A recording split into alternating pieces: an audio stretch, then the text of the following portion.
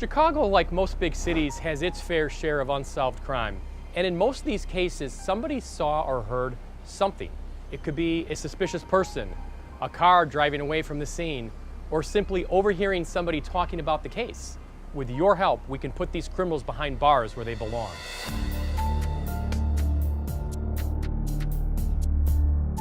Here in Chicago, we have too many unsolved murders. We need your help.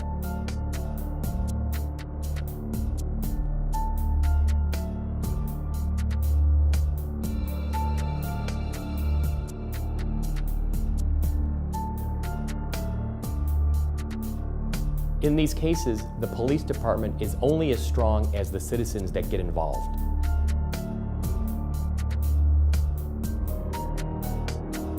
Oftentimes, all the detectives need is a tip, a start. Somebody to call in and say, I saw something.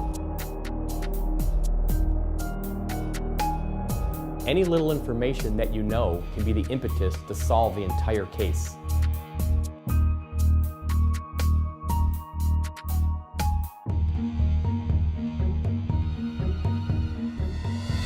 On tonight's episode, we'll be taking a look at the unsolved death of 23-year-old Amanda Pucci. On the morning of May 6, 2014, the body of Amanda was found in an alley in the 1000 block of North Wood Street in Chicago. Her death remains unsolved. Here's her story. Amanda Pucci grew up in New York, and her family still resides there. I had a chance recently to speak with both grandmothers and also her mother, Christy, and she was described as a very young, energetic girl, very strong-willed, very ambitious. Even at a young age, she showed those traits. I met Amanda when I lived in Fox Lake at the time, and she had came to apply for a job. She approached us and saw that we worked there, and Amanda decided to talk to us. And before she even asked our names, she had asked us all what our signs were. Amanda was big into horoscopes, loved reading about everything, knowing people's backgrounds of horoscopes. So Amanda came up to us, asked us all what our signs were, and then she asked our names.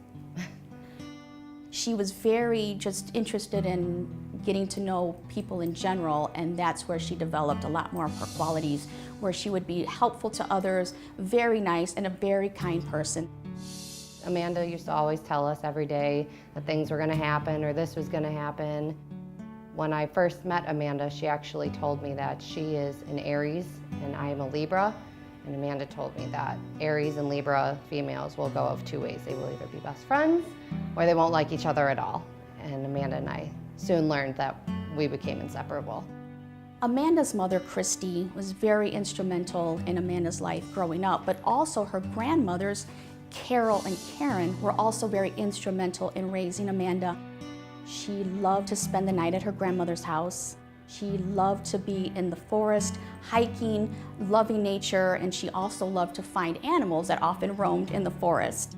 Her family has a lot of pictures of her with animals, frogs, and Amanda always told us that if she ever did go, just to look at squirrels, and that would be her, because Amanda was convinced she would come back as a squirrel. Amanda was the first of 11 grandchildren, so she was able to help raise some of the other grandchildren. She loved kids and loved helping. In fact, she did the same thing with her siblings, a set of twin sisters and also a little brother. As they got older, they really looked up to Amanda. She was just a pillar of inspiration to all of them. In fact, Amanda inspired her youngest brother and her sisters to join into the military, where they were very successful. Amanda was probably one of the most bubbly people that I had ever met. She was just full of life. In fact, her family described her as just being energetic. She lit up the room and people loved to be around her. Amanda was always picking up extra shifts or wanting to be everywhere. We had multiple different bars in the place that we worked at. She loved being inside.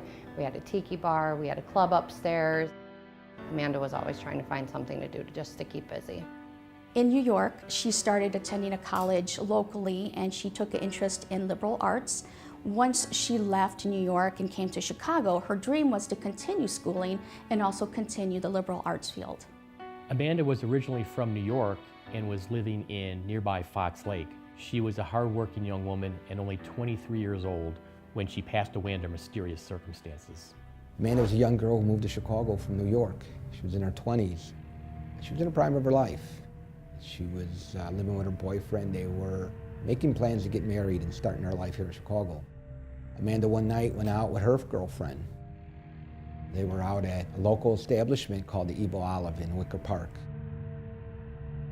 That was the last time anyone saw Amanda alive.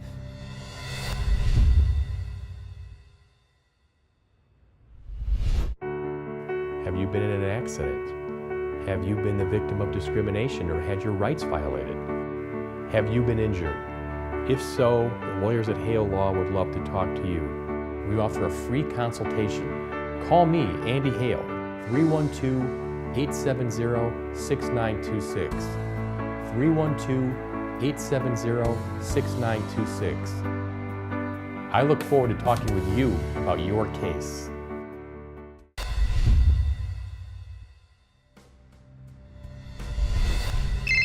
Amanda was a young girl who moved to Chicago from New York. She was in her 20s. She was in the prime of her life.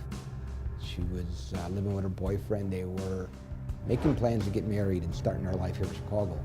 Amanda one night went out with her girlfriend. They were out at a local establishment called the Evil Olive in Wicker Park. That was the last time anyone saw Amanda alive. I had talked to Amanda the day before everything happened. Well, the morning of that everything happened, we actually talked while she was on her way to work. And Amanda wanted me to come out to the city because it was Cinco de Mayo. And then Amanda was gonna go with our friend to a Cubs game, but she ended up not doing that. She just went out with a friend to go get some drinks. Amanda had gone out to celebrate Cinco de Mayo with some of her coworkers. She was a healthy, vibrant young woman at a popular dance club. It was a great night in the city that night, so a lot of people were out. She was at a venue called the Evil Olive, and this place was packed, as it usually is.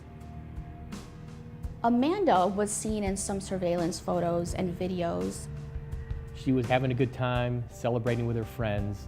Nobody knows what time she actually left, although she was there with some friends that night.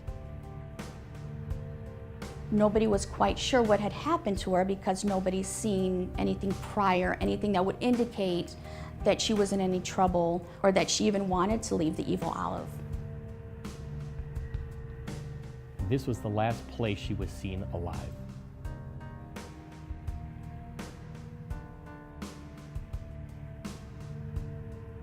When Amanda was found, she was found in an alley. She was found about 7 in the morning by a homeowner who lived near the club where Amanda was last seen. The homeowner opened her garage door to find Amanda's lifeless body in the alley. She was found dead, unresponsive, sitting down. The homeowner contacted the police, who responded immediately and pronounced Amanda dead at the scene. The police found no signs of trauma, but are still investigating this sudden and suspicious nature of Amanda's death. Later in the evening, I got a call repeatedly from a New York number, and then I got a Facebook call, and it was Amanda's mom, and I was very confused. She asked me if I had talked to Amanda, and I said no, Amanda was out last night, so I just kind of figured she was still sleeping. She had told me that Amanda usually calls her, and she hadn't, and she couldn't get a hold of Mike, and she felt like something was really, really wrong. And then the next day, Amanda's mom called me, and they didn't know what happened yet, but there was a notice out of a girl that sounded very descriptive of Amanda. The family found out about Amanda's incident because they received a call from the Chicago Police Department. Keep in mind, Amanda's family lives in New York, and to hear news like that is really devastating when you're so far away. So that's when I reached out to Mike, and someone had answered his phone, and she had just basically verified to me that unfortunately it was true. And then we hung up the phone. She didn't want to give me any details, which I understood. When Amanda's grandmother Karen got the news, her first thoughts were that Amanda had been raped and brutally beaten and left in an alley to die. They weren't quite sure. They didn't really have answers at that time. When Amanda was taken to the Cook County morgue, the medical examiner ruled it overdose, heroin, and alcohol.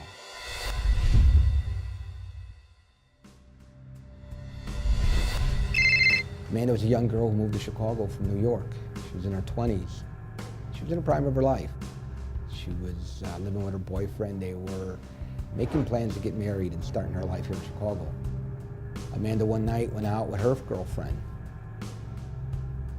They were out at a local establishment called the Evo Olive in Wicker Park. That was the last time anyone saw Amanda alive. When Amanda was found, she was found in an alley at a nearby block. She was found dead, unresponsive, sitting down.